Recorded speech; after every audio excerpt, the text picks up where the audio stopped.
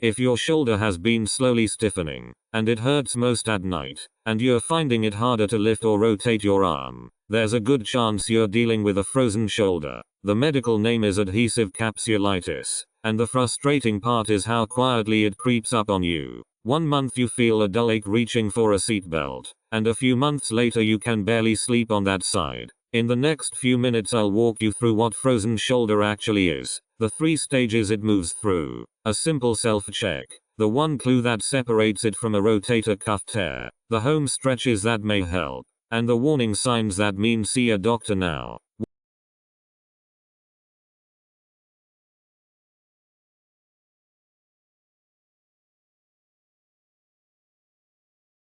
So let's start with what's actually happening inside the shoulder. Your shoulder joint is wrapped in a thin sleeve of connective tissue called the joint capsule. Think of it as a soft envelope that holds the joint together. Normally it's loose and flexible, so your arm can move up, out to the side, and behind your back freely. In a frozen shoulder, that capsule becomes inflamed, thickened, and stiff. Tight bands of scar-like tissue called adhesions begin to form, and the joint often holds less of the natural lubricating fluid that helps it glide. The capsule tightens like a shrunken rubber band and physically limits how far your shoulder can move. The underlying story.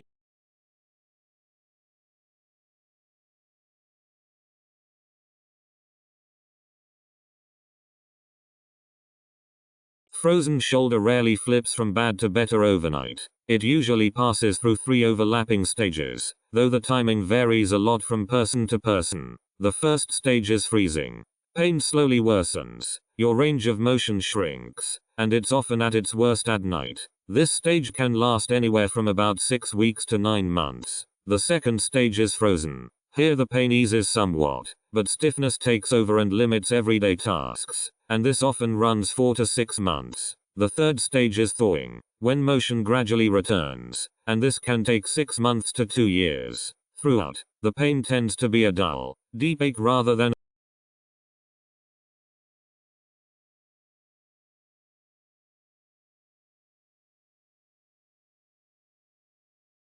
Now, who tends to get this, and how do you tell it apart from something else? Frozen shoulder is most common between 40 and 60, somewhat more often in women, and it's substantially more common with diabetes, where roughly 10 to 20% of people experience it.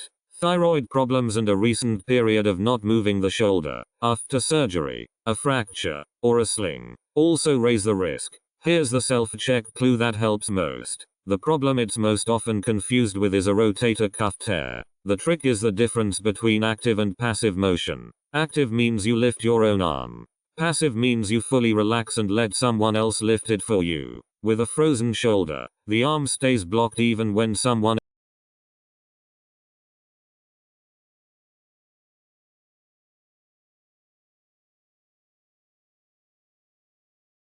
So what actually helps at home? Leaving a frozen shoulder completely still tends to make it stiffer and more painful, so gentle, regular movement within a comfortable range is the goal. The ground rule is simple. Stop if it hurts beyond mild tightness, and don't push through real pain. Many people find stretching easier after warming the shoulder up, like after a warm shower. A great starter is the pendulum. Lean forward, support yourself with your good hand, let the affected arm hang completely relaxed, and swing it gently in small circles. You can also walk your fingers up a wall, use a towel behind your back to work that hard to reach motion, and gently pull the arm across your chest. A towel wrapped heat pack, up to about 20 minutes.